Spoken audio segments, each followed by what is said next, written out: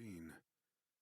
The fact that Laurel's vehicle wasn't at the firebombed cabin had given Razor a small shred of hope. He'd thought maybe she had managed to escape the inferno. That hope was nothing but cinders now, too. Her face bloomed to life in Razor's head. He had hours of video surveillance feed of the quiet cabin, but only scant few frames of the beautiful but reclusive brunette who lived there. A picture reel played through his mind's eye in an instant.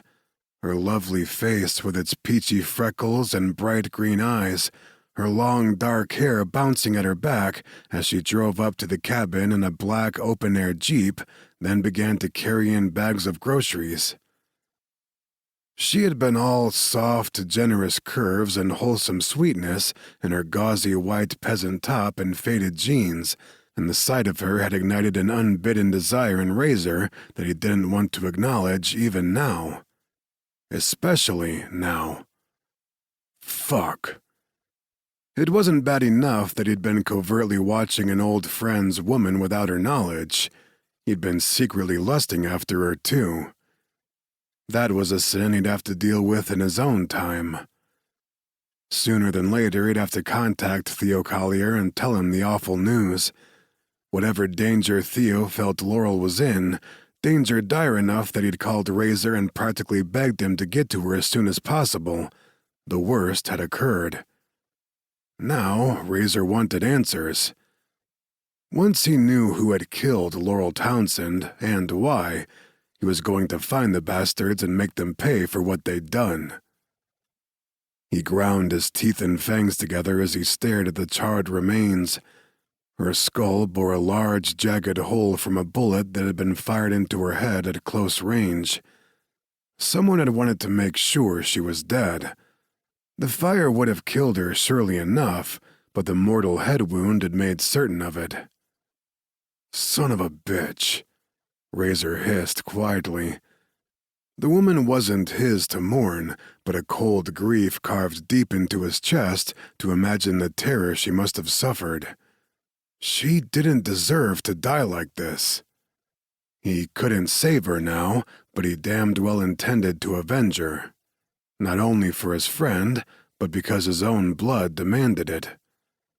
As for the body, he refused to leave it for the elements or the forest scavengers. It was too much to hope that he could find something to dig with in the rubble. Then again, he was uniquely suited to handle the situation without. Every breed vampire was born with his own individual ability that set him apart from the others, and Razor's had helped give him his name. On a mental command, sharp black talons erupted from the tips of his fingers. He walked a few yards from the smoldering ruins to find a suitable place to bury the woman. A shaded area of grass near a small patch of wildflowers was the best he could do. Razor began digging. His breed strength and speed made short work of the task. The shallow grave dug, he walked back over and carefully extricated Laurel Townsend's remains from the ashes. As he placed her in the grave, he noticed the delicate gold necklace she was wearing. Its chain and small pendant were blackened with soot and warped from the heat of the blaze. One of the links broke loose in his fingers, and he touched it for a closer look. Using his thumb, he rubbed the soot from the misshapen little half-heart pendant. It would make a grim remembrance for his friend, but Razor would let Theo decide on that. Either way, Laurel didn't need it anymore.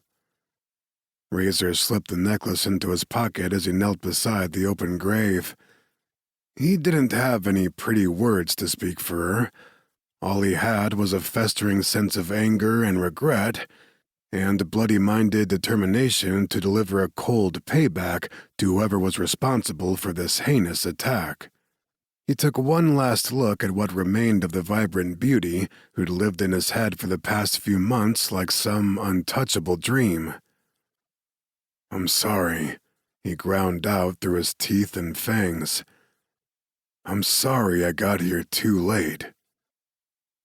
He would carry that guilt for the rest of his life, just like he'd spent the rest of his days haunted by the memory of a fresh-faced, lovely ghost he had no right to crave the way he had.